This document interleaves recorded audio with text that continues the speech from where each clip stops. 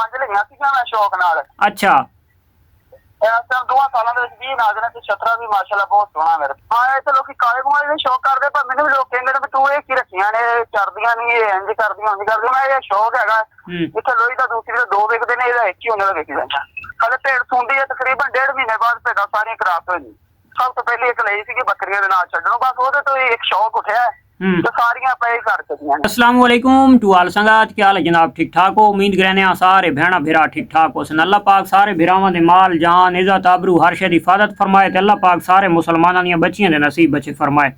अच्छा जनाब, सादे एक दोस्त दा कमेंट से ते असां जनाब उसदा करना है अज रिप्लाई।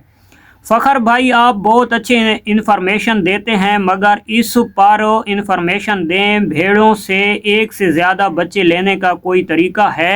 हमने तकरीबन 10 भेड़ें रखी हैं माशाल्लाह, ये बहुत आसान है बकरियों के मुकाबले में, मगर कैसे इनसे ज़्यादा बच्चे ले सकते हैं? इस तो इलावा साडे एक होर दोस्त दा भी मैसेज आई और मैनू लभदा नहीं पिया, ਤਾਂ ਉਸ ਦਾ ਵੀ ਇਹ ਟਿਪ ਪੁੱਛਣ ਦੇ ਚੱਕਰ ਦੇ ਵਿੱਚ ਆਈ।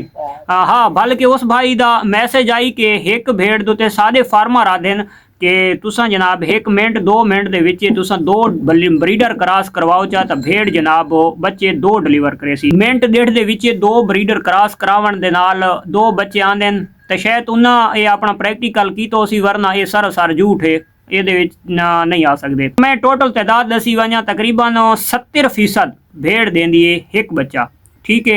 अच्छा वो हुण 65 ते 70 ते 30% ਨੂੰ मैं ਤੁਹਾਨੂੰ ਹੁਣ कैलकुलेशन इंज करके देवनी है कि ਜਿਹੜੀ ਦੇ ਵਿੱਚ ਤੁਹਾਡਾ इख्तलाफ खत्म थी वैसी, क्योंकि भेड़ चंद एक भेड़ा हैं ਜਿਹੜੀਆਂ पहले या दूसरे सूए ਦੇ ਉੱਤੇ 2 ਬੱਚੇ ਦੇਣੀਆਂ, वरना भेड़ा 3 सूआ तक मुसलसल तकरीबन एक बच्चा देनियां रहनियां। उस तो बाद काफ़ी सारिया भेड़ा जनाब 2 बच्चों के कन्वर्ट थी वैंदियां, हालांकि उन्होंने ब्रीडर भी 2 नहीं मिलते, ब्रीडर भी हिक्को होंदा है, उसके बावजूद भी वो 2 बच्चों वाले पासे कन्वर्ट हो वैंदियां, 2 बच्चे देवन लग वैंदियां। ते थोड़ियां जिहियां भेड़ा ऐसियां होंदियां जिहड़ियां शुरू तो चाह के आखिर तक बच्चा एक देनियां रहनियां, ठीक है। अच्छा उस तो अगली गल ये है कि मेरे कोलू एक भेड़ आई, मैं बखर मंडी तो गिद्दी 14,000 रुपए की, वो ब्रीडर क्रॉस करवाया, वो आप ले ली भी एक जम्मी, वो मेरे को इस टाइम मौजूद है। तोती अल्हम्दुलिल्लाह मेरी फेवरेट भेड़ है।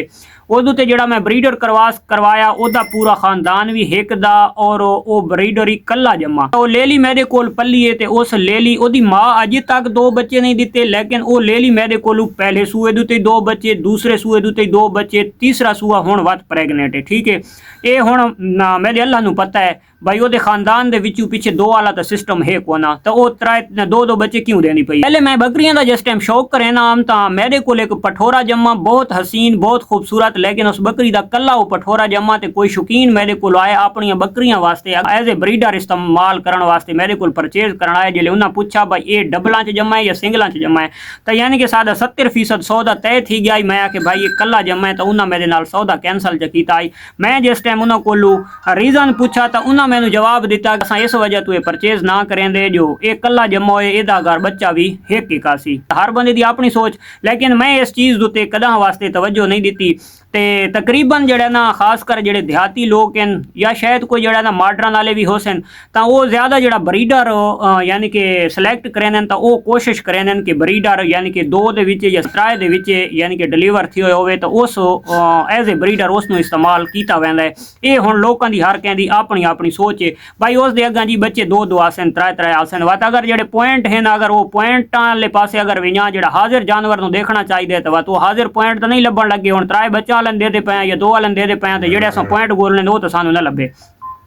अच्छा मैं तो जी मेरा ईमान है, तो मैं तो जो मेरे मालिक करेंदा है वही थींदा है। साडी भेड़ रिपीटर थी वेंदी है, तो असां उस उत्ते भी कोशिश ये होंदी है कि आंढ गवांढ दे विच 2 या 3 ले जेड़े भी खलोते होवन, तो असां उस उत्ते क्रॉस करवाने आ। जिहड़ी हिक जामण होंदे जैन दा वत भी हिक होए, ये भी जेड़ा असां अपने नाल कीता होए। उस तो बाद उस दे विच टाइम लग वैंदा है एक घर तो दूजे घर दे विच। हुण मिनट ते 2 मिनट वाला असल जेड़ा डिफरेंट है वो मैं अपने दोस्तां नूं दसी वञा। मेरे को इस टाइम सारा नूं पता है एक अपना ऑलरेडी ब्रीडर है जोगी, तो एक दूजा लेला छतरा अपने कोल खलोता है। मेरियां तकरीबन 4 तो 5 भेड़ां क्रॉस थईयां। मैं जनाब उसे मिनट दे विचे चलो ये इं समय जी थी वैसी, थोड़े अरसे बाद इंशाल्लाह रिजल्ट आवड़सी। रिजल्ट आया तो मैं इंशाल्लाह अपने दोस्तों के नाल पहले भी शेयर करेंदा रहना और इंशाल्लाह वत भी करे सा।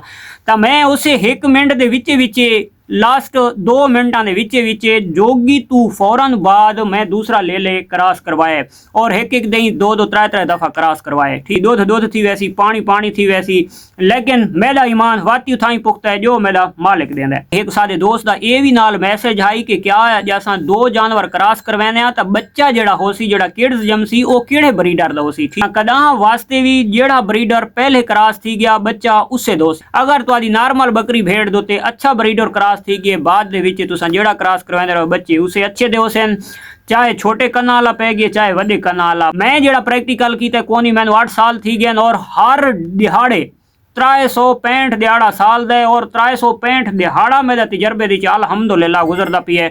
कदा कोई जनाब कुताई थी वने तो मैं हर शहर उत्ते मेडिसन दोते ਉਹਦੇ ਚਾਰੇ ਦੁੱਤੇ ਉਹਨਾਂ ਦੀ ਇੱਕ ਮਹਿੰਗੜ ਦੁੱਤੇ ਮੈਂ ਤਵੱਜੋ ਦੇਣਾ ਸੁਬਹ ਸ਼ਾਮ ਭਾਵੇਂ ਰਾਤੀ ਉੱਠੀ ਕੇ ਮੈਨੂੰ ਦੇਵਣੀ ਪਵੇ ਤਾਂ ਮੈਂ ਇਸ ਚੀਜ਼ ਦੁੱਤੇ ਬਹੁਤ ਜਨਾਬ ਫੋਕਸ ਕਰਦਾ ਪਿਆ ਕਿ ਭਾਈ ਕਿਹੜੀ ਚੀਜ਼ ਹੈ ਤਾਂ ਕਿ ਜਿਹੜਾ ਨਾ ਕੱਲ ਨੂੰ ਕੋਈ ਬੰਦਾ ਸਵਾਲ ਕਰੇ ਤਾਂ ਉਸ ਨੂੰ ਬੰਦਾ ਜਵਾਬ ਦੇਵਣ ਦਾ ਹੋਵੇ। ਠੀਕ ਮੇਰੇ ਕੋਲ ਇੱਕ ਜਿਹੜੀ ਸ਼ੁਰੂ ਦੇ ਚ ਆਈ ਹੋਈ ਹੈ ਅਲਹਮਦੁਲਿल्लाह ਮੇਰੇ ਕੋਲ ਮੌਜੂਦ ਹੈ ਭੇੜ। ਉਹ ਮੇਰੀ ਭੇੜ 4 सूआ तक एक बच्चा देता है। 4 सूआ तो बाद उस वक्त 4 सूए गलबन होर देते हैं तो उसनों तकरीबन 8 तो 9 दफ़ा उस मेरे को डिलीवर की वधी है।